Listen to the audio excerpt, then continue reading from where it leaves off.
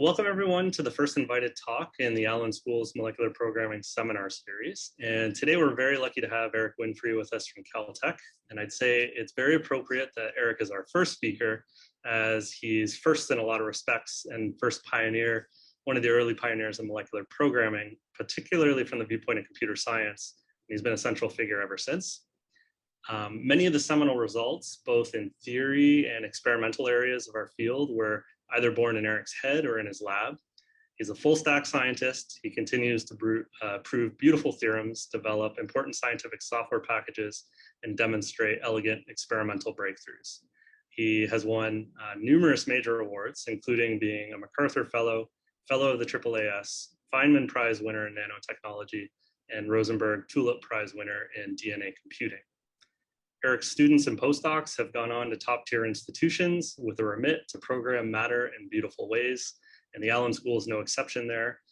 He has a personal connection to the Allen School, being the postdoc mentor to two of our faculty members, Georg Seelig and myself. So now I'd like to hand it over to Erik as he guides us through connections of algorithmic stochasticity and biological computation. Welcome, Erik.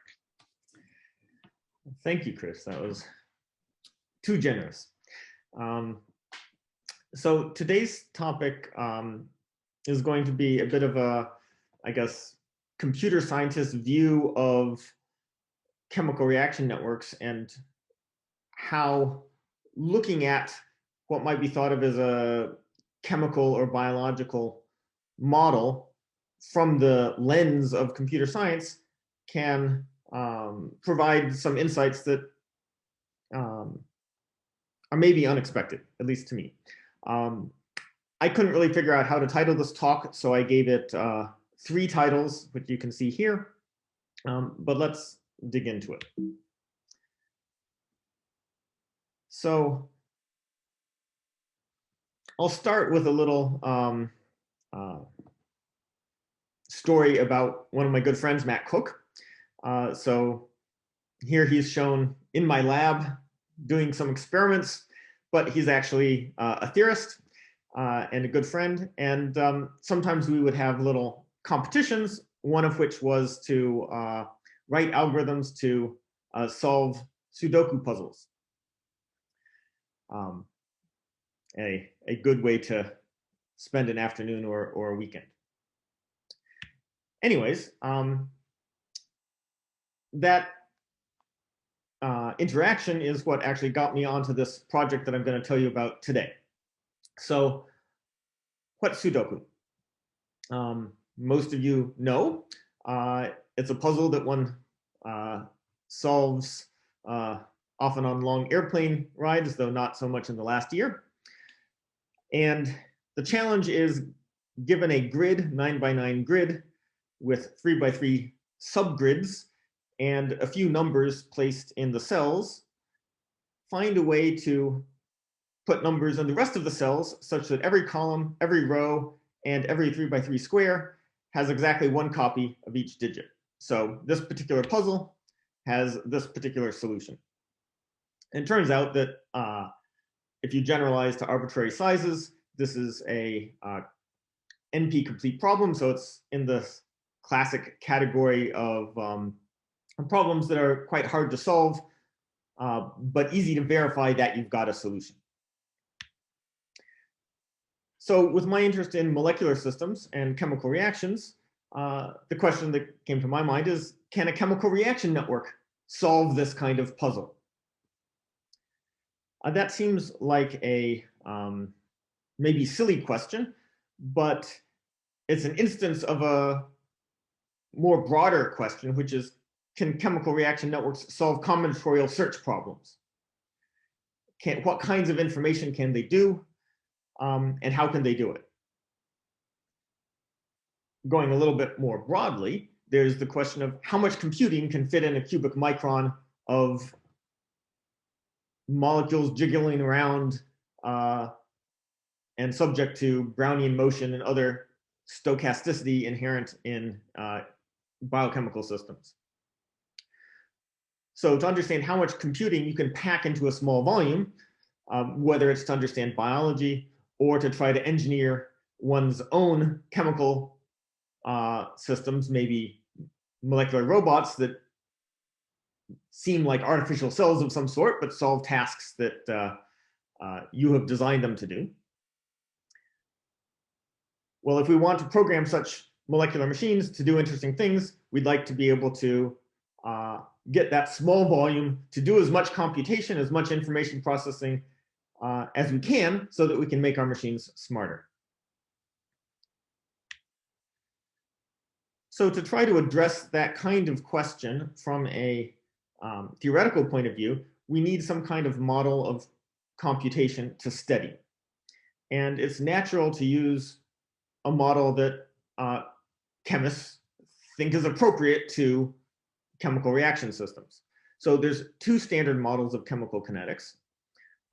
One is the one that one often learns in high school, a bulk deterministic model, which is appropriate if you have large quantities of molecules, say a beaker full, such that each species of molecule in that beaker essentially can be characterized by its concentration. How many molecules do you have per unit of volume? But there's so many that it's appropriate to model the changes of the concentrations and the dynamics as an ordinary differential equation. In the past decades, biologists have been much more interested in how to model what's going on inside a single cell, which might be, again, a cubic micron. In this case, there might be just 1 or 2 or 10 or 10,000 copies of a given molecular species that, for some purposes, can be thought of as well mixed in that small volume.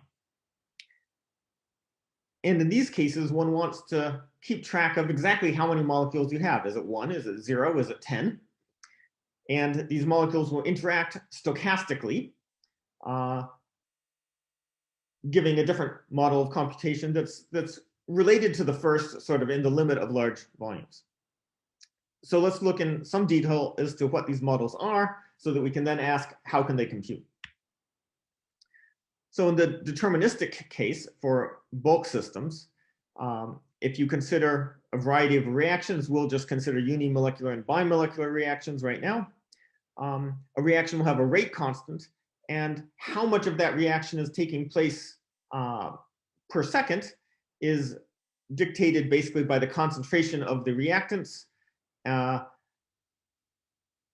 according to the formula shown here. So for example, a bimolecular reaction will scale linearly. If you have more A, it will happen faster. If you have more B, it will happen faster. And these rates for the reactions correspond to production of the products and consumption of the reactants. So you get some differential equations that describe a given system. And there's a systematic way of going from the list of reactions and the rate constants to the differential equations that describe their behavior. So since that's systematic for mass action chemical reaction networks, what that means is that we can treat a list of reactions essentially as a program for some dynamics. So if you want to program, for example, here we have 3 reactions that stabilize a particular concentration. B goes to a certain steady state, converting the A species. In another example, we have a set of 3 reactions that leads to an oscillation. This is a classic Locke-Volterra predator-prey system. In another example by Rossler, a set of 7 reactions with specific rate constants leads to deterministic chaos. So you can get very complex things.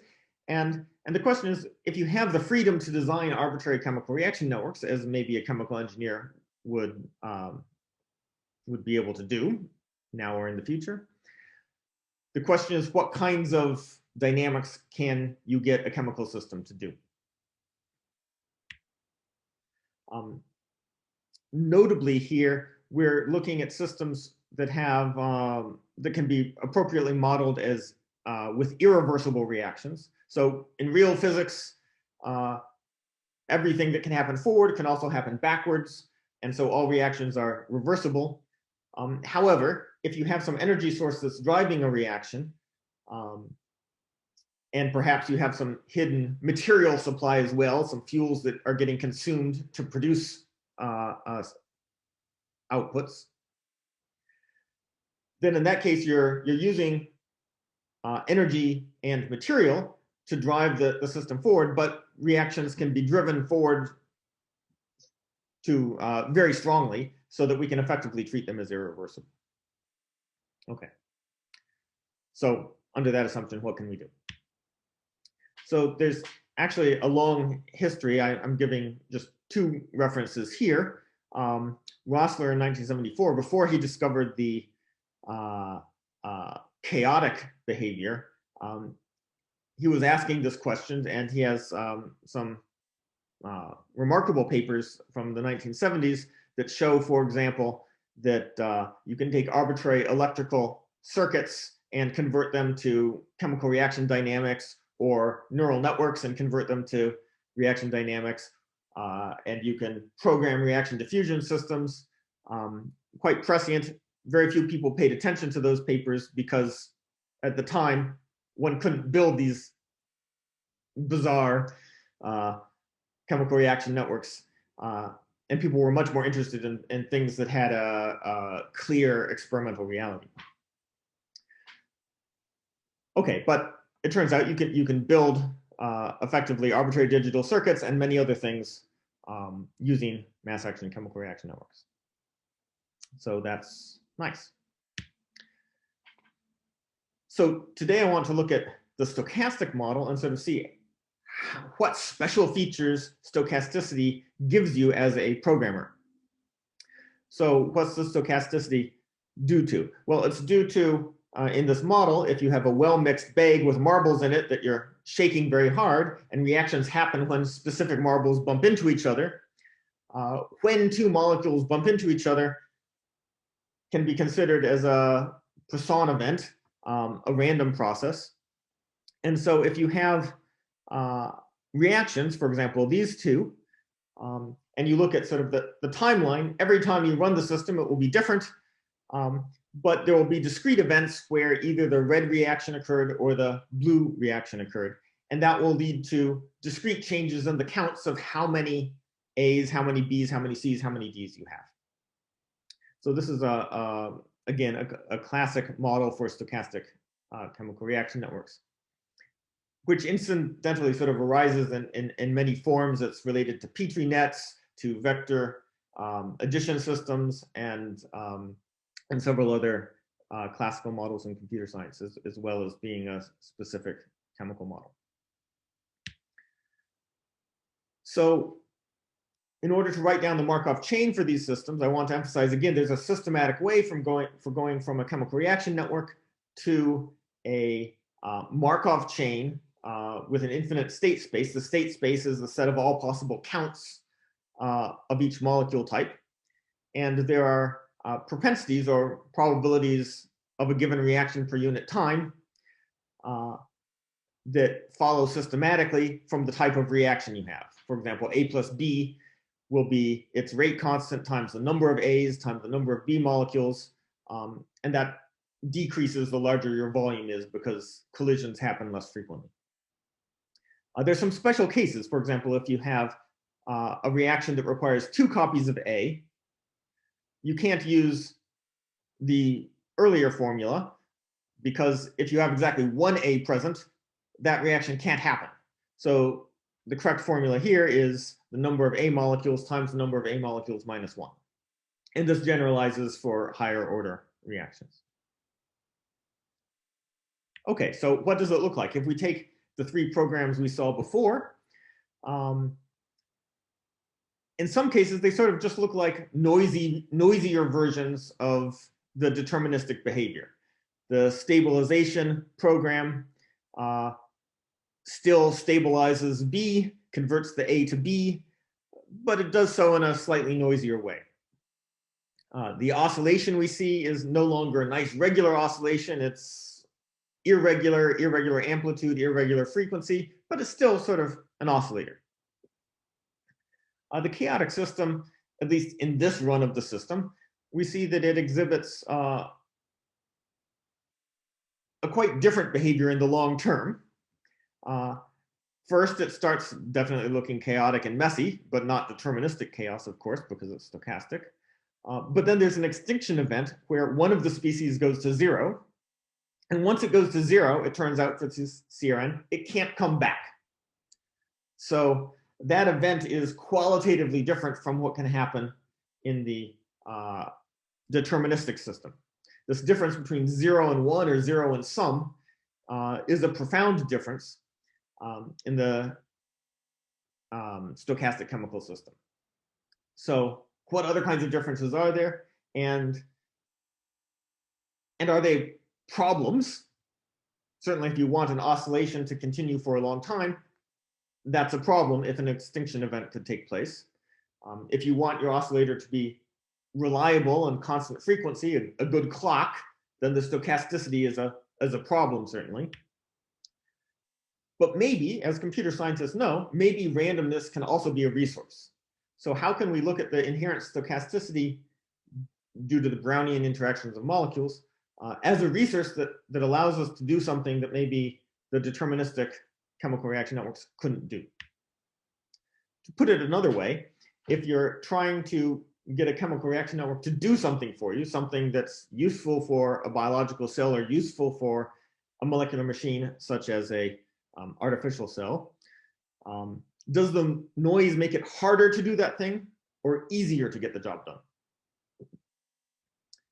So as a computer scientist, we're familiar with thinking about how hard or easy different tasks are. That's the whole subject of computational complexity theory. So you want to make that distinction, which problems are hard, which are easy. Is multiplication really harder than addition? Is factoring harder than multiplying? And to answer these kinds of questions, we want to look at asymptotics. So typically you'll parameterize your problem. You'll talk about factoring an n-bit integer, as opposed to a specific problem where often it's not so clear to come up with general results. So parameterizing the problem makes the big picture clearer. And also we're familiar with the idea that looking at how fast or slow a particular algorithm is versus all possible algorithms is a distinction we need to keep in our mind. So let's keep that in our mind for molecular systems as well. So examples, you can look at the time complexity of some kind of problem.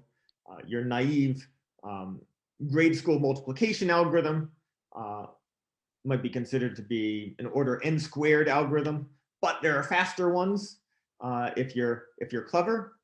And as far as I know, it is still unknown exactly what is the best algorithm for multiplying n-bit integers. So exactly where the upper bounds and lower bounds meet can be quite challenging. I expect that will be the case when looking at molecular tasks as well. But at least we have a framework for thinking about that kind of question. One can look at time complexity, one can look at space complexity, how much memory is required, program size complexity, how large does the program have to be. These are the kinds of questions that we can ask of molecular systems as well. So in computer science, asking these kinds of questions leads to a sort of beautiful hierarchy of problems. Problems that require computations that use different kinds of resources in terms of time or space or other things.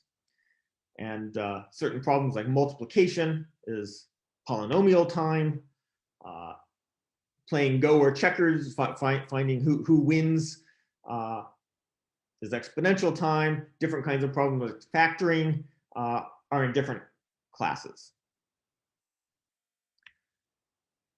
So people are beginning to look at molecular systems such as chemical reaction networks or polymer reaction networks, or different models of molecular systems, to look at how they can, for example, simulate different models of computation or use different amounts of resources, and what kinds of things that they can solve that way. Or often one gains insights by looking at how difficult or easy it is to answer or ask questions about what they do. So I want to acknowledge a lot of beautiful work here, including some papers I really love by Chris. Okay, so I'm going to focus on two classes, P and NP. And this is one of the most famous questions in computer science. Does the class NP equal the class P? So roughly speaking, what are these classes? P are problems for which there exists a polynomial time algorithm to find a solution, whereas NP are cases where there's a polynomial time algorithm that verifies a solution. And these are often thought of as easy problems versus hard problems. Maybe the hard problems take exponential time. So this is the computational complexity view of P versus NP.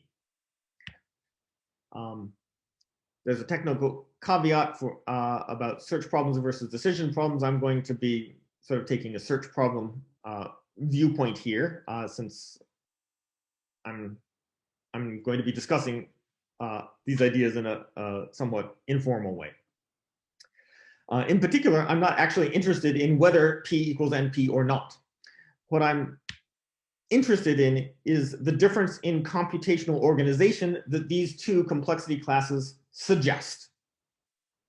So when you think about polynomial time problems or polynomial time algorithms, you're thinking about how to solve a problem. So your algorithm is a specific way, do this, do that, do the other thing. And if you keep on following the instructions, you'll get your answer. When you look at things from the NP perspective, what you're thinking about is not necessarily how do you find the answer, but how do you recognize that an answer has been found? That's your polynomial time algorithm. And so there's this difference between solving problems and recognizing problems that is sort of one of the central concepts that you have to internalize when studying P versus NP. And it's that computational organization of writing algorithms in terms of recognizing solutions versus writing algorithms in terms of following a recipe to get the solution that I want to emphasize. So let's take a few examples. So here are two questions. One is P, one is NP.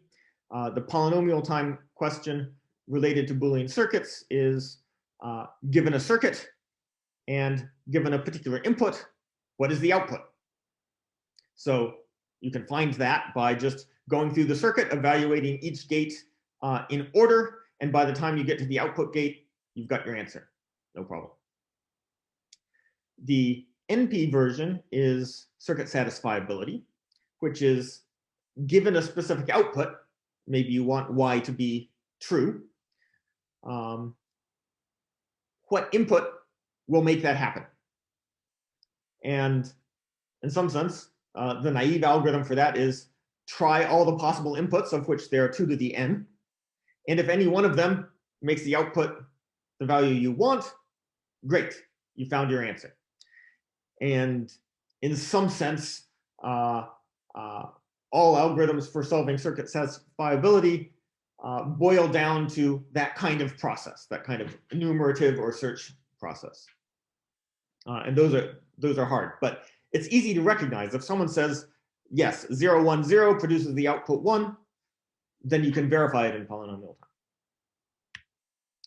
Related to circuits, but maybe looking a little bit less like computation, more like logic, is the Boolean formula problem, where you're given a formula on some variables, each of which is either true or false, and you want to find the values, true or false, for each variable that makes the circuit true.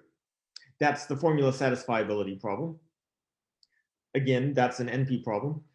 The formula evaluation problem, given a particular set of A is true, L is false, N is true, an assignment of truth values to each variable, you can check to see whether the formula is true or not.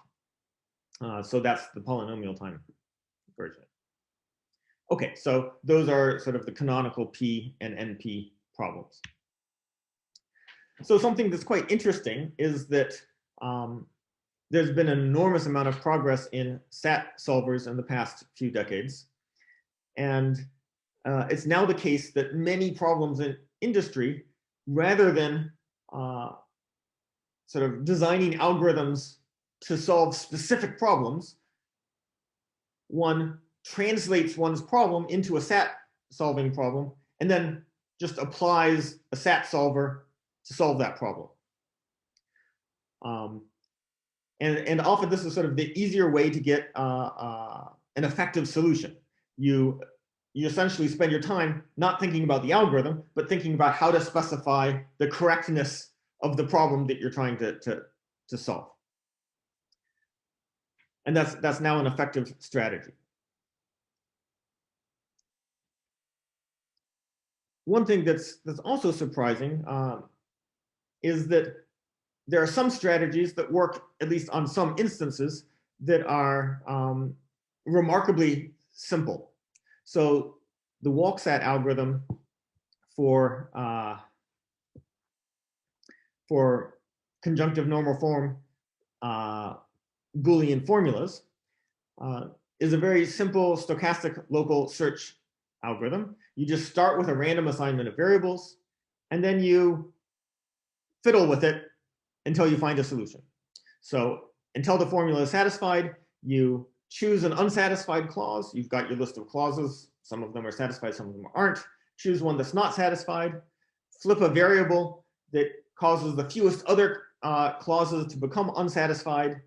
Occasionally do something a little bit more random than that, and just keep on doing that. And this biases a stochastic process that explores the search space, but spends most of its time on almost satisfied assignments and eventually hits the right one. And this very simple algorithm and variants on it that improve it was actually sort of the dominant algorithm in the yearly satisfiability competitions for maybe a decade or so before better algorithms became available. So there's certain kinds of problems that it works really well on, in particular randomly generated instances that are hard for other algorithms to solve. This algorithm tends to do very well in that case. Okay. So what I'm trying to lead us to is thinking about chemical reaction networks that use their inherent stochasticity, like the walk-sat random search, to solve combinatorial problems. And so I want to just sort of shake up our thinking a little bit from these very concrete mathematical problems to vaguer issues of where can these same kinds of high-level phenomena arise? Where does this distinction between it being hard to solve a problem versus being easy to recognize that a problem has been solved, where does that kind of distinction arise? So tasks that are hard to solve but easy to verify in real life. So the first time I encountered this was when I was a kid, and my mom told me, clean your room. And it took me practically all day, but she walked in an instant, knew that my room was clean. Hard to do, easy to verify. Happens in business. A boss can say, you know, open the new factory. Other people have to do a lot of work, and the boss can drive by on one day and say, yep, looks like the new factory passes its inspection, it's done. Again, hard to do, easy to verify. Politics, it's sort of the same thing, right? The king specifies what he wants, and the farmers do a lot of work to make it happen. I would say it happens in academia as well. You can pose a problem to your student, find a simple proof for this wonderful theorem, and when the student comes back with a paper on it, you can read the paper in an afternoon, even though it took a year for the student to find the proof. Okay, so that's the idea. It's in some sense it's a powerful idea, this distinction between solving a problem and recognizing a solution.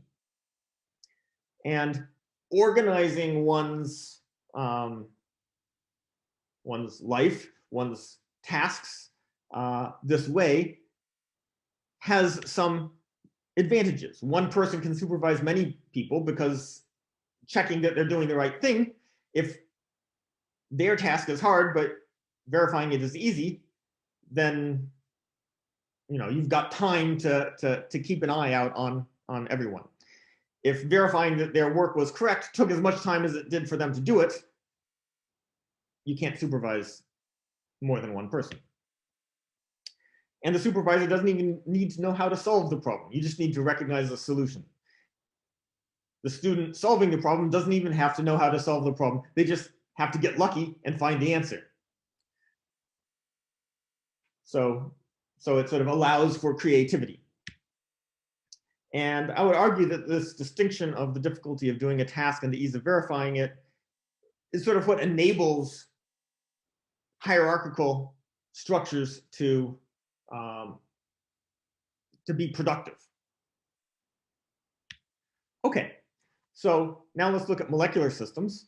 Are there tasks that are in some sense hard to solve but easy to verify in what a cell does? So here's the example that actually sort of put me onto this line of thinking. Cells need to divide. When they divide, you've got to get one copy of every piece of DNA. That's the red stuff on the left. And you've got to pull one copy of each chromosome into each side of the cell before you split. And so these things that are green on the left are microtubules that basically grow out, find copies of the DNA, and pull them apart. And the thing is, inside the cell, everything is a big mess. Who knows where the DNA is? Who knows which direction the microtubules are pointing? How do they find the right place? It turns out that something that they do is called dynamic instability.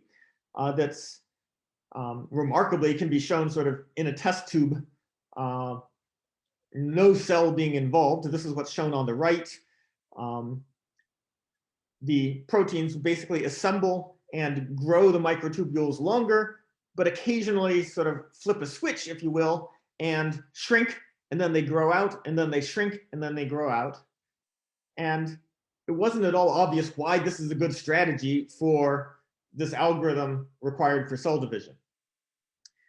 And a paper by Holy and Leibler basically made the point that the dynamic instability, if you look at how much time it takes to accomplish this task, then compared to other kinds of algorithms, diffusion-based algorithms, sort of unbiased random walks for growth and shrinkage, other algorithms seem to take more time than this dynamic instability process of rapid growth and shrinkage. So you can look at these biological processes as an efficient way to perform search. And maybe you could say that this is an example of a hard to do process, find the DNA, with an easy verification step. I've got the DNA, I pull it apart. The biology is complicated, so whether that simplistic view works or not, for the biology, one can debate that, but it gives an example of a molecular system that seems to be doing a stochastic search. Okay, so you can look at other kinds of processes in biology and sort of ask these same kinds of questions. I'm going to move on. So the claim is that this kind of sort of programming by recognition is a natural way of designing a molecular system to accomplish a goal. so those kinds of arguments are fairly philosophical. And one would like to see whether there's really anything to it in a more rigorous way. So what we'd like to find is some way that a molecular system sort of uses its natural stochasticity to solve a concrete problem, where we can analyze how effective that is. Is it actually working? And so what I'll show you, and you can read more in this paper, is that chemical reaction networks can solve problems like formula sat and circuit sat. So here again is a formula. So how could a chemical reaction network solve this formula? What we want to do is, given the formula, design a chemical reaction network that will stop when it finds a solution to the formula. So it'll keep on doing random stochastic stuff until it finds a solution, then it will stop. Now you've got a solution. And you'd like that to be guaranteed, that if there's a solution, the chemical reaction network will find it. So how do we represent a solution? Well, we can have some chemical species. Here are some. We'll have two species for each variable in our formula. For example, the variable A is either true or false, and there'll be a species A0 and a species A1, which will be present based on whether A is true or false. So we'll start in an initial condition that might as well be random, but one molecule for each variable. So maybe randomly we'll start with A being 1, B being 0, C being 0, D being 1, etc. Or we could start with them all being 0 or they're all being 1. It doesn't really matter where we start, as long as there's one copy of each. And now we build reactions that will guarantee that the system stops when it finds a solution only. So what we want to do is have reactions that look for a clause not being satisfied. So the first clause here says that either A is true or L is true or N is true. So that's false, which is bad, only if A is 0, L is 0, and N is 0.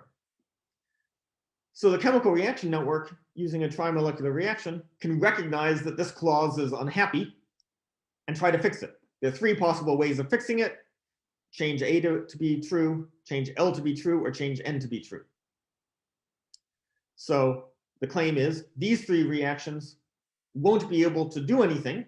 They won't fire if the red clause is true.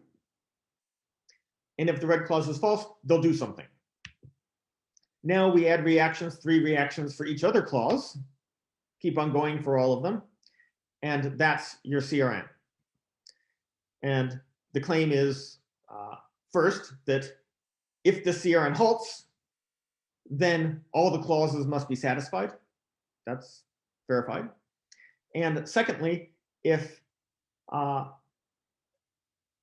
current state of the CRN does not represent a solution, then it will keep exploring.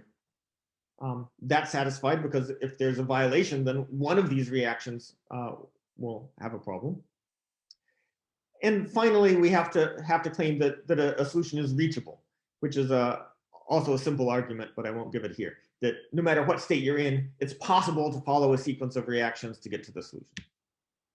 So how does it work? You start with a test tube with one copy of each of these molecules. In this random initial case, there are 2 clauses that are not satisfied up here. J, P, and R is a problem, and this one down here is a problem. So that means that these 3 reactions are all possible, and there's some other pink reactions that are also possible but not shown. And stochastically, one of these reactions will take place next. Let's say it's this one. That will change P from 1 to 0, which will fix the clause that was previously dark green. It, in this case, doesn't affect the pink clause, and now the light green clause is not satisfied. So this process will keep on going until all the clauses are satisfied. So you can plot this out sort of as time. You can plot your species as to whether they're true or false, whether they agree with or don't agree with the final solution. And with an initial random state, the system will sort of do all this jiggling around, turning the truth assignments true or false until it finds a solution, and at the end, it's got a correct output. So it works, provably. Unfortunately, this algorithm isn't particularly effective for large formulas. It spends a lot of time just bouncing around, not getting any closer to the solution.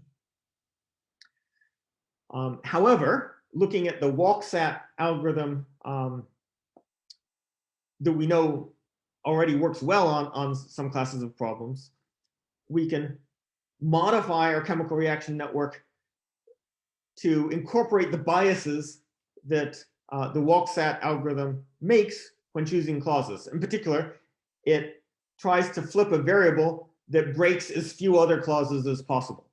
So rather than flipping a variable at random in a broken clause, flip the variable that does the least damage elsewhere.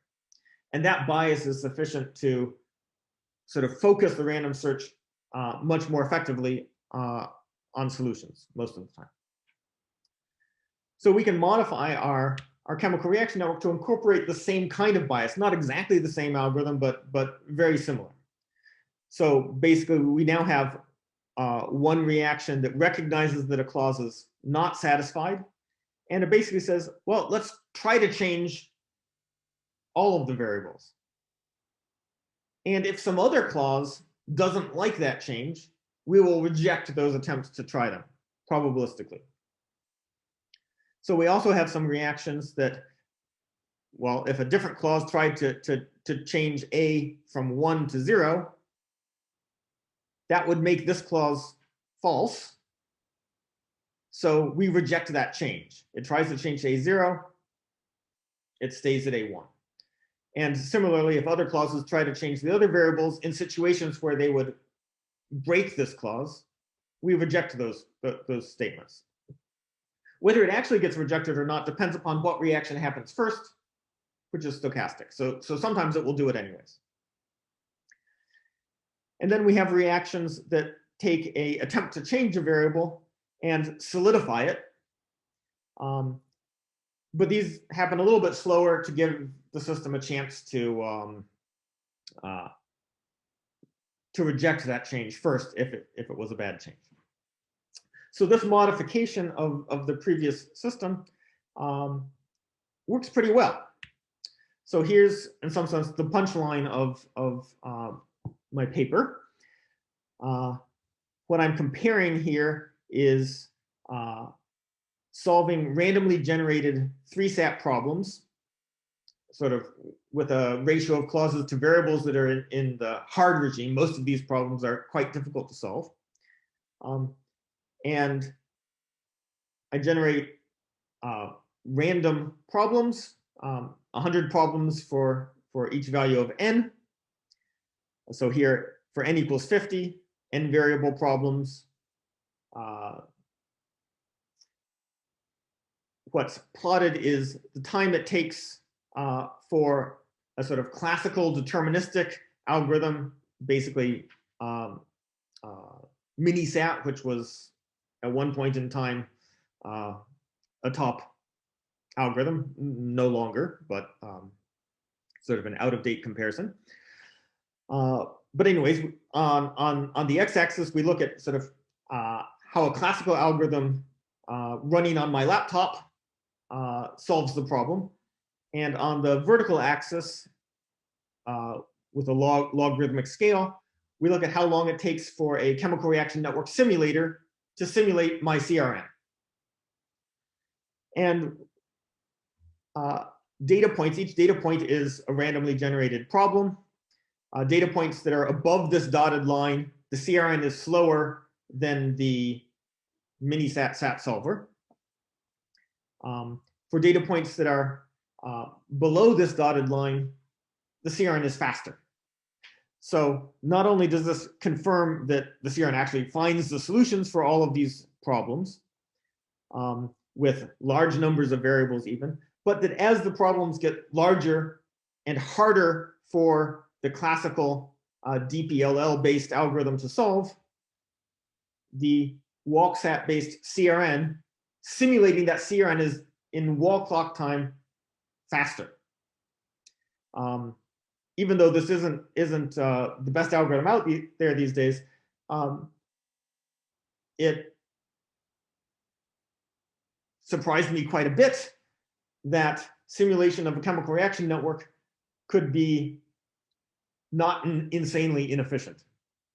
So this sort of makes me convinced that this kind of use of stochasticity in a chemical reaction network can, in a sort of practical sense, solve hard problems.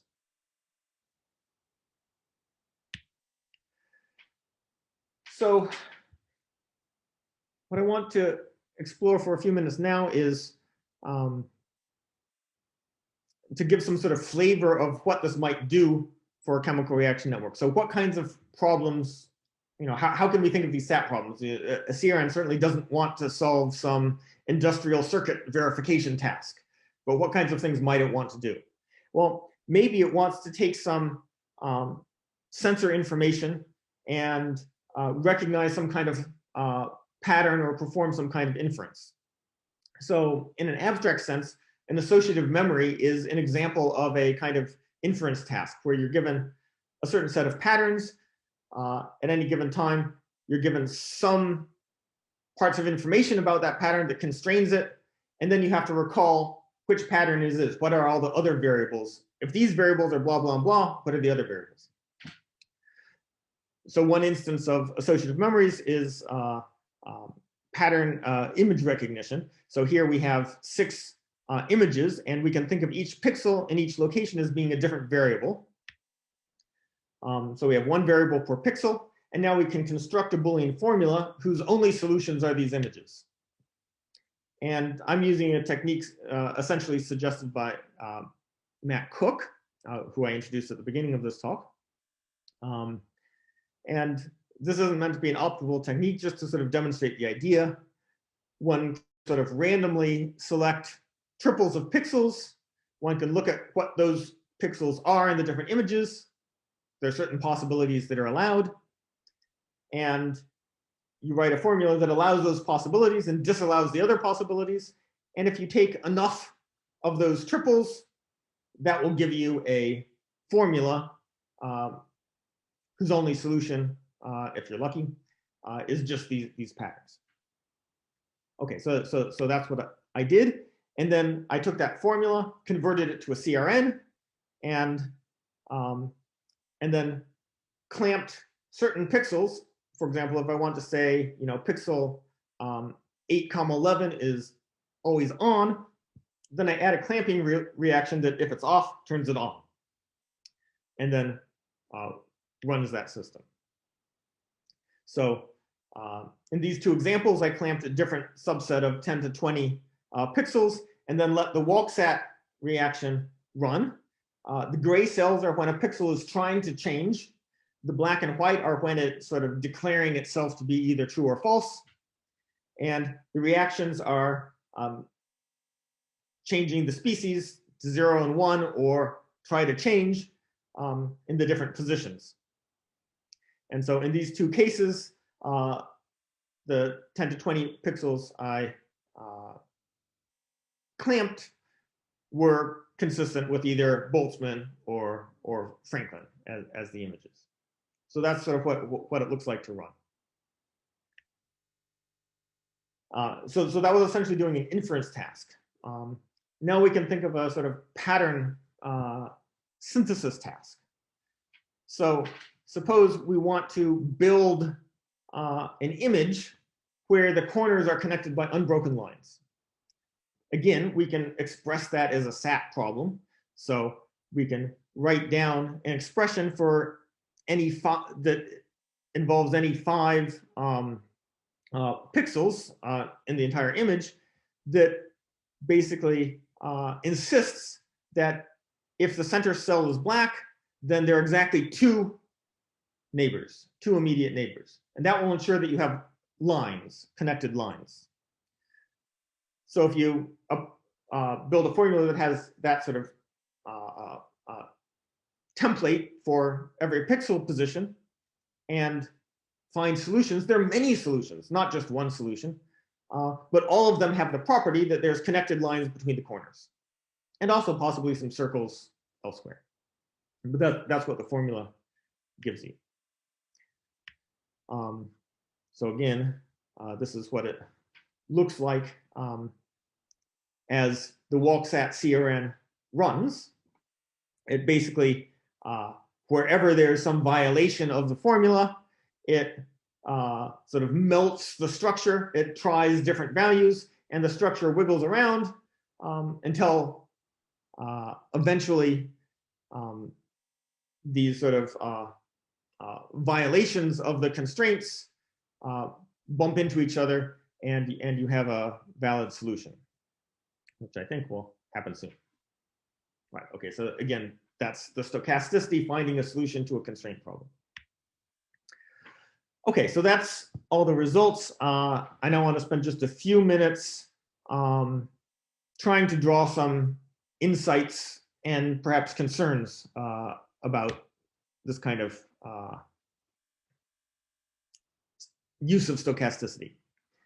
So it's nice that we see the stochastic CRNs exploit noise in this sort of creative way to find solutions for combinatorial problems. But this is a weird construction. Is it perhaps just sort of a very strange thing that CRNs can do, but not typical? Another issue is that people often think of SAT problems as being very hard problems, but maybe your molecular machine doesn't need to solve that hard of a problem. Would this kind of approach, would this kind of thinking be useful for solving easy problems also? Our system relies on small volumes, one copy of each. So you can ask, well, if you have more molecules, will it still work? And more, you'd like a system that the more molecules you pour into it, the faster it solves the problem. Is that the case? Finally, we constructed these systems such that they're about as large as the problem instance that we're solving, but still that can be a lot of reactions. So the associative memory example I showed you, there were about 300 variables, about 1,000 species, about 20,000 reactions. That's, in some sense, that's as many reactions as you might find in E. coli. That's a lot. So the points I'd like to come to, one is, in some sense, given any stochastic chemical reaction network, you can ask, does it halt? So there are going to be some kinds of processes where the reactions really don't want to be going on all the time. And can we view these kinds of reactions that you find maybe in biology as solving some kind of combinatorial constraint problem? The diagram I'm showing here is from metabolism, which wouldn't be a good example of this actually, but other kinds of processes may be involved in repair mechanisms might quite naturally be thought as constraint satisfaction problems. When something needs to be repaired, those reactions kick into place, they repair things, and then they're done. So WalkSat-like stochastic processes are sort of natural for CRNs that are governing repair processes and maybe other kinds of things that a cell might need to do. So I think it's interesting to look at sort of any CRN and asking what kind of constraint satisfaction problem is it trying to solve? What would make this CRN halt? Another point is that although satisfiability is a hard problem, it's only hard in the worst case. There are many cases where it's fairly easy. So if you take, for example, a circuit and think of it as a satisfiability problem, if you constrain the outputs, that's maybe the hardest case. But if you constrain the inputs, that's the same class of problem, actually, but that's easy to solve. If you constrain some inputs and some outputs and some intermediate gates, that's somewhere in between. And the same algorithm can solve all of those different variations of the problem. So there's sort of a spectrum from easy to hard using the same kind of algorithm. That makes it very general purpose. In terms of volume, it actually turns out that the same correctness guarantee holds if you have multiple copies of all the species. If it halts, it has found a solution for you. However, if you have a large number of molecules, it can take a long time to converge, and in the limit of large volumes and many copies of molecules, the algorithm no longer works.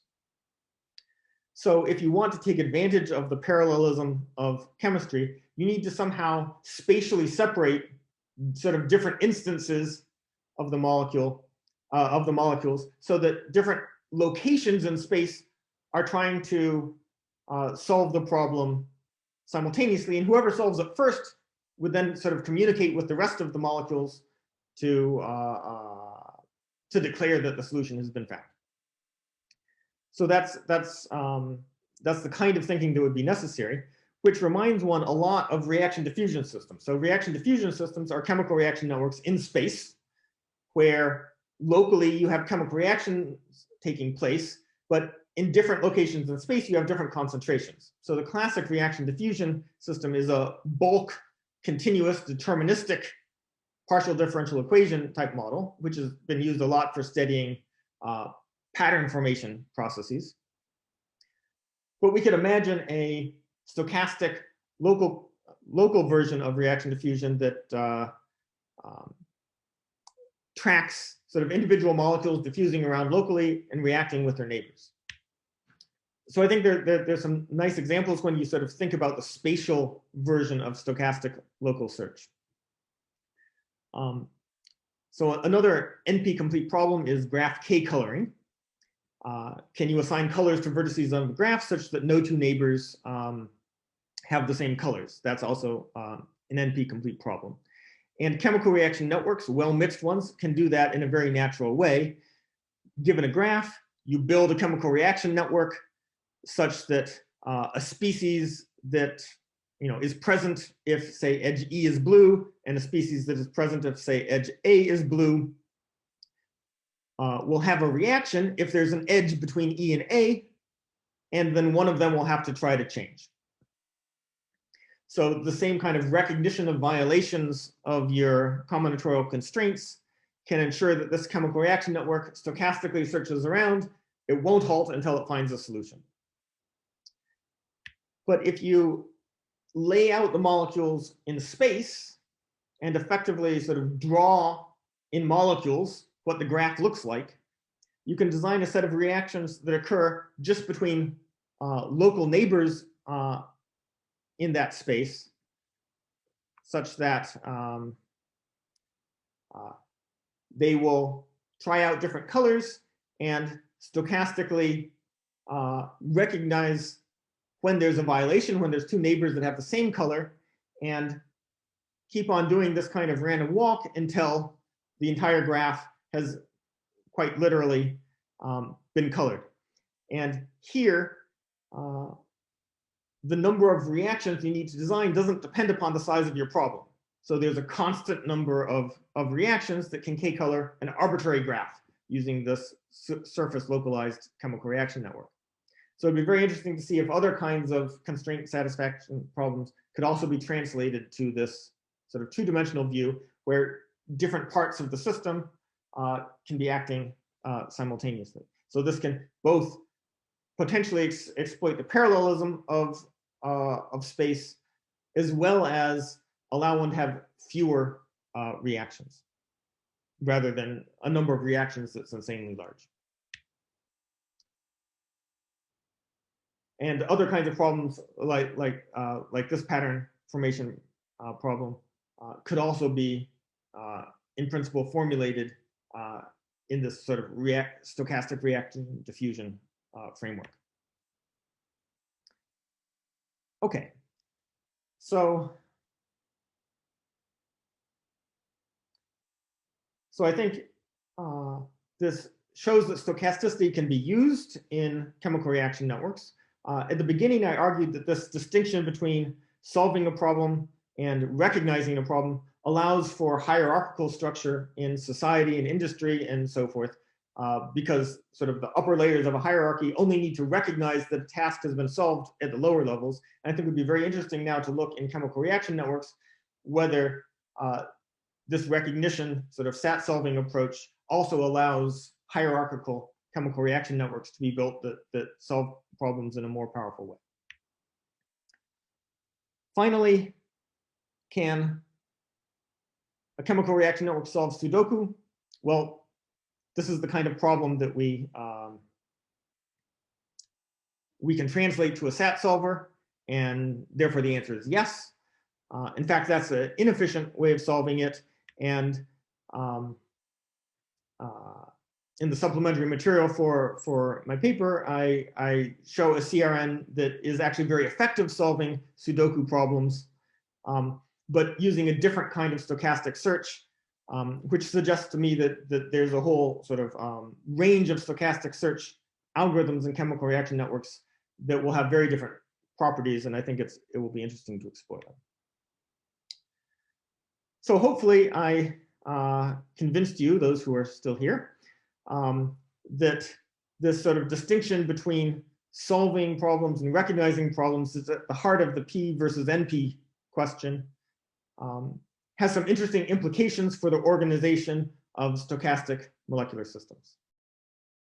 All right, most everyone is still here, so feel free to unmute right now and thank Erik for the talk before we open it up for questions.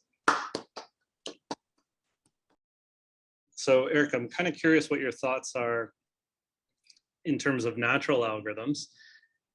It's back and forth in the talk. I was trying to debate with myself whether nature is kind of optimizing for energy efficiency or simplicity or program complexity. And you have some examples where those go hand in hand. You have other examples where the kind of program complexity might be a little bit larger, but things are efficient in terms of wall clock time, which might mean, you know, an energy efficient process. So have you thought about this at all? Yeah, I think these questions are really interesting. The specific constructs that I showed here today can't be thought of as energy efficient. They rely on irreversible reactions, and those irreversible reactions happen a whole lot. And so that's actually, in some sense, that's quite bad. Not natural. So one would like a molecular system that is much more efficient and uses reversible reactions wherever possible, which of course harkens back to your work, where you show that p-space complete problems can be solved by reversible molecular systems with even a fairly concrete implementation.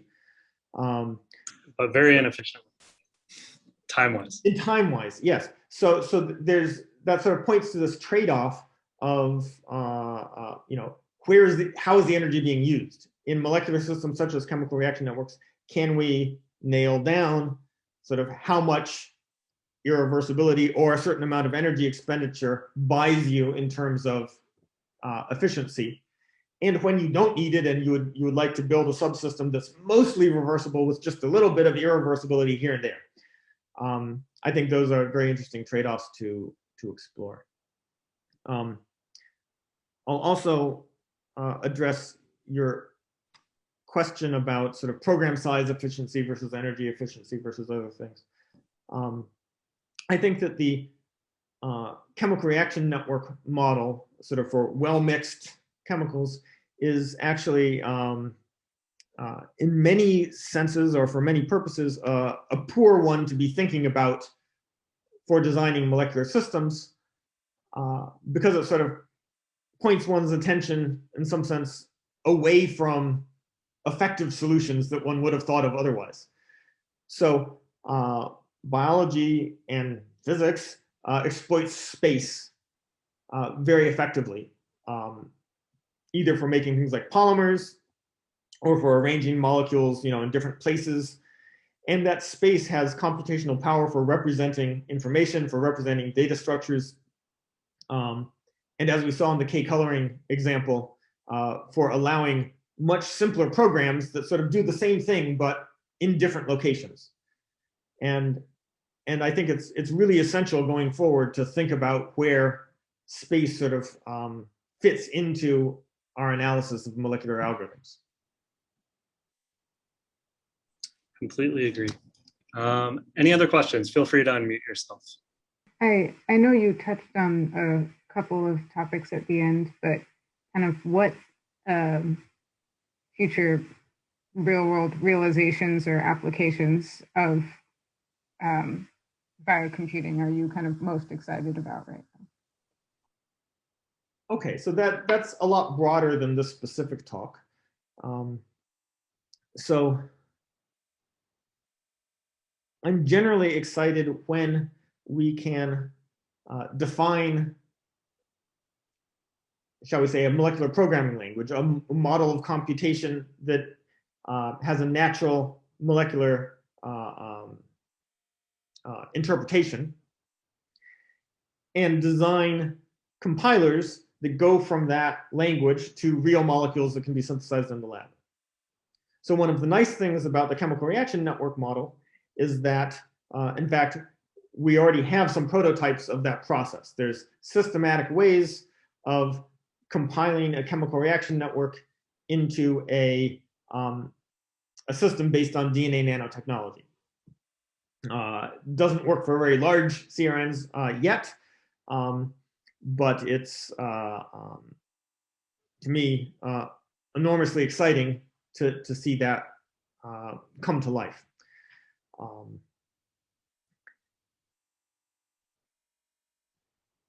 So as per the previous discussion with Chris, the chemical reaction network model itself is maybe not the most powerful model that we'd want to look at. I think we'd like to, and what I'm excited by is looking at other kinds of models that involve space in some way, whether they're surface localized chemical reaction networks or self-assembly systems or other kinds of systems where we can compile programs into molecules.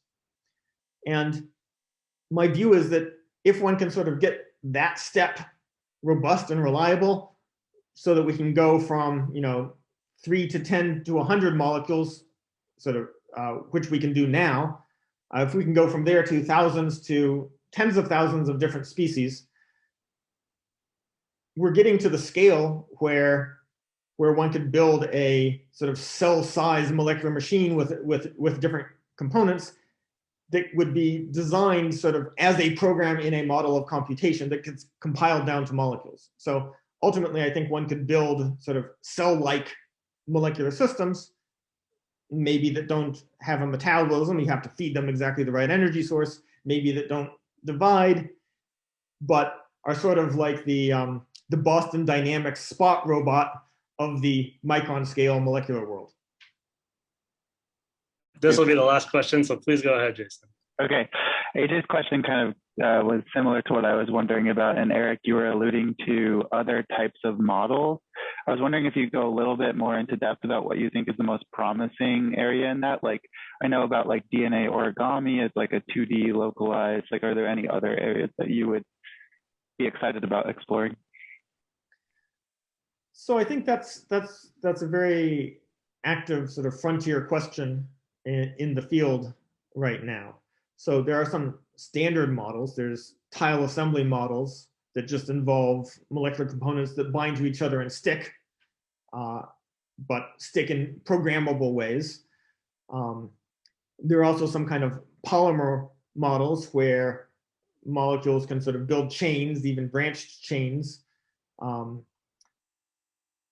But integrating these different kinds of models that have different components, sort of the well-mixed chemical reaction network process in a way that can interact with, say, activate, deactivate, tile self-assembly processes, can bind to or detach from a surface with surface localized things.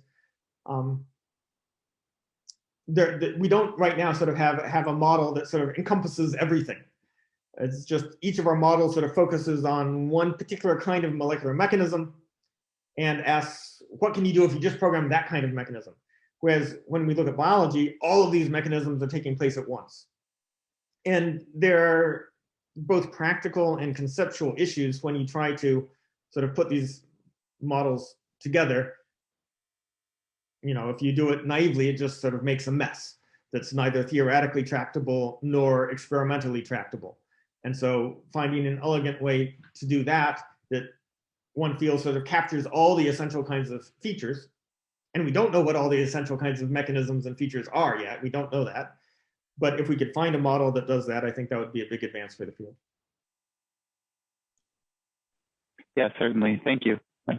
It's a tough problem. All right. Well, thank you, everyone. Especially thank you, Erik, for coming and speaking with us today. And let's thank Erik again. Thank you all.